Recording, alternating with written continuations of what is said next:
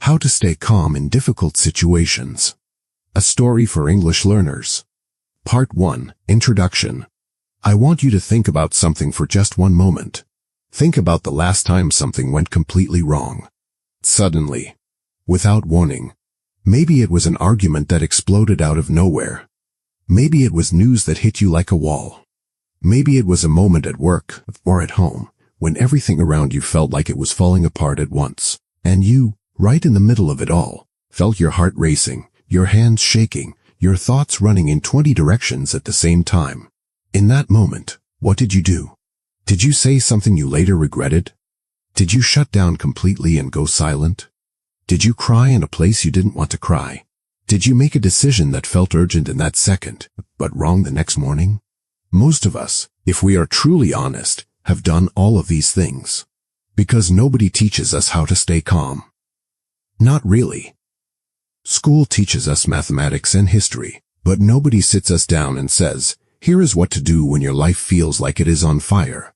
This is the story of Adifir, a 32-year-old project manager in a fast-moving tech company. Adifir was good at his job, smart, hard-working, respected by his team. But he had one problem, one very human, very real problem, that was slowly costing him everything. He could not handle pressure without breaking. Not physically breaking. But inside, the moment a difficult situation arrived, something in Adifir would snap. His voice would get sharp. His decisions would get rushed. He would say the wrong thing to the wrong person at the wrong time. And then, when the storm passed, he would sit alone and feel ashamed. Replaying everything. Wishing he had handled it differently. Sound familiar? If any part of this sounds like you, even a small part, then this story is exactly for you. Because Adifir learned something that completely changed how he moved through difficult moments. Not by becoming emotionless. Not by pretending nothing was hard. But by discovering what calm really means, and how any person, even the most reactive one, can learn to find it. Stay with me, because this story might just change something important in you. Part 2. The Day Everything Broke Open. It was a Thursday afternoon. And in Adifir's world, that Thursday would become the Thursday he never forgot. His company had a big product launch planned for Friday morning. 6 months of work. An important client watching closely. His entire team counting on everything going smoothly. And at 3 p.m. on Thursday, 12 hours before launch, the system crashed. Not a small problem. A big, serious, everything is broken kind of crash. Screens going blank. Data disappearing. Engineers panicking quietly at their desks. The clients sending urgent messages.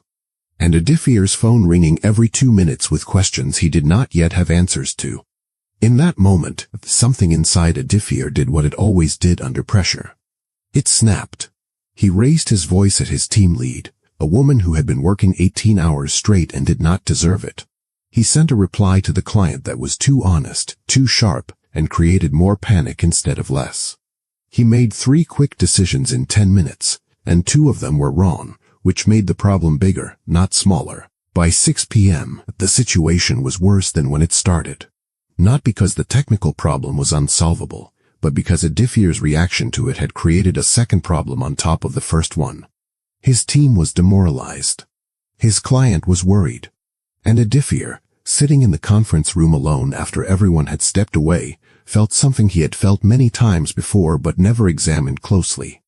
He felt the deep, heavy weight of, I made this harder than it needed to be.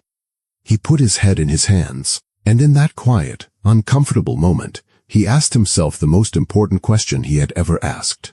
Why can I not stay calm when it matters most? Part 3. What Adifir learned about real calm. That evening, while his engineers worked on the technical fix, Adifir sat in that empty conference room and called his older brother Suresh. Suresh was a doctor. A good one.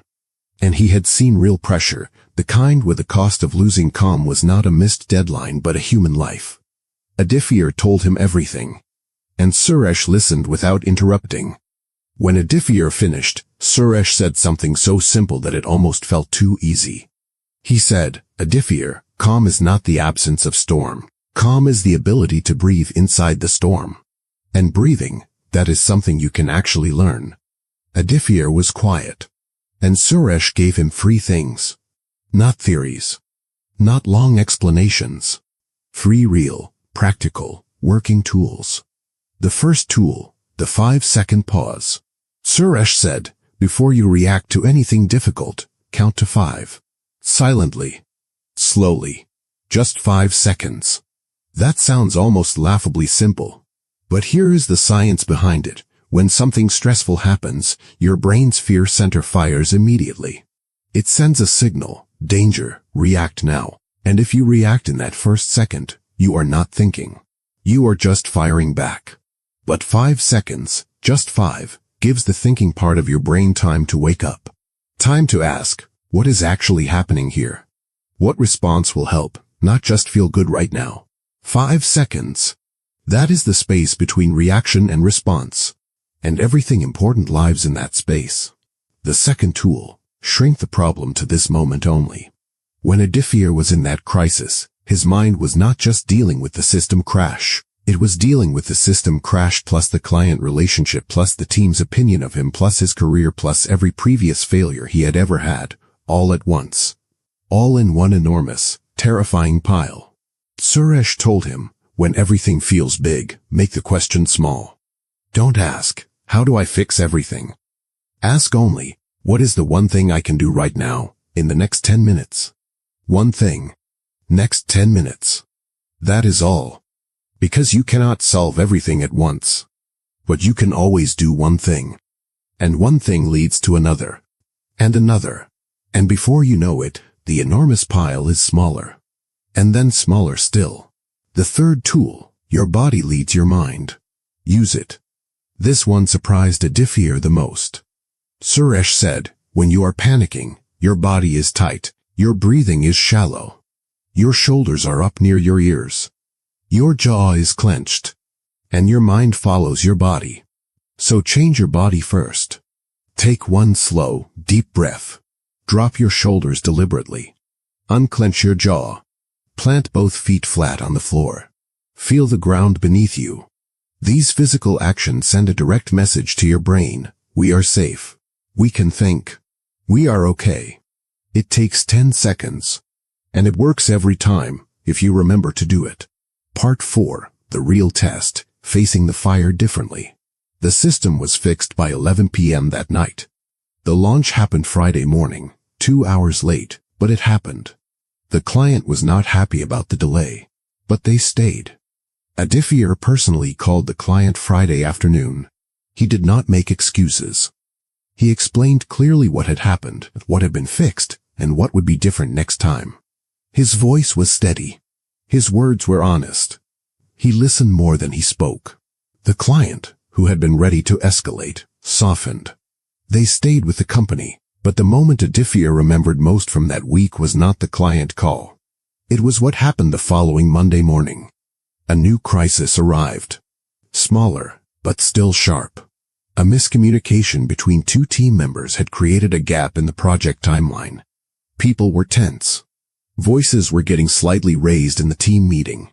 And Aditya, for the first time in his professional life, felt the familiar heat rising inside him. The snap wanting to happen, and he counted. Silently. 1, 2, 3, 4, 5. He took one breath.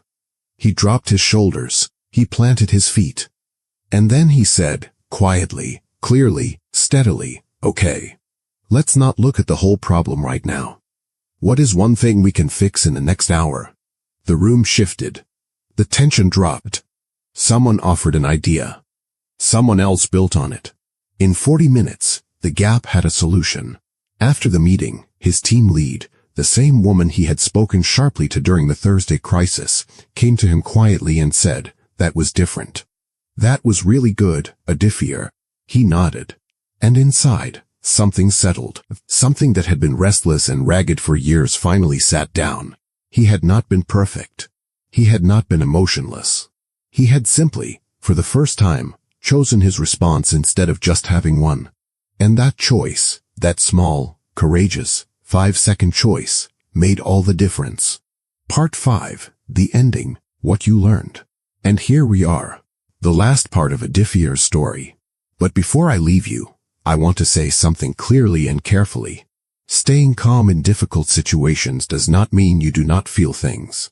It does not mean you become cold or distant or unaffected. It does not mean you smile through real pain or pretend a hard thing is easy. It means you feel everything, and you still choose how you respond. That choice is the most powerful thing a human being can have.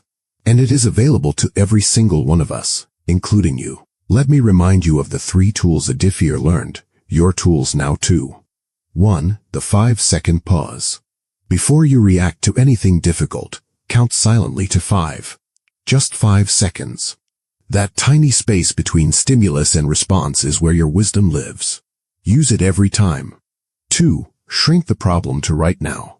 When everything feels overwhelming, stop asking how to fix everything. Ask only, what is the one thing I can do in the next 10 minutes? One thing. Then the next. That is how mountains are moved. 3. Change your body first. Take one slow deep breath. Drop your shoulders. Unclench your jaw. Feel your feet on the ground. Your body and your mind are connected. Calm your body, and your mind will follow. These 3 tools will not remove difficulty from your life. Nothing can do that. Difficult situations will always come. They come for everyone. But these tools will change how you move through them. And how you move through the hard moments, that is what shapes your character, your relationships, and the entire story of your life. Adifier is still not perfect. He still has moments where the heat rises too fast, but now, he has something he never had before. A pause. A breath. A choice. And that changes everything. Now, this last part is just for you. Thank you. I mean that with complete sincerity. Thank you for choosing to listen to this story today. Thank you for sitting with it. For letting it in. For being the kind of person who wants to handle life's hard moments with more grace and more wisdom. That desire, that quiet wish to do better, to be better, to respond more thoughtfully, is not small. It is one of the most beautiful things about being human. Because most people just react. They always have and they think they always will. They believe that is just who they are. But you, by listening to this today, you have already taken the first step away from that belief.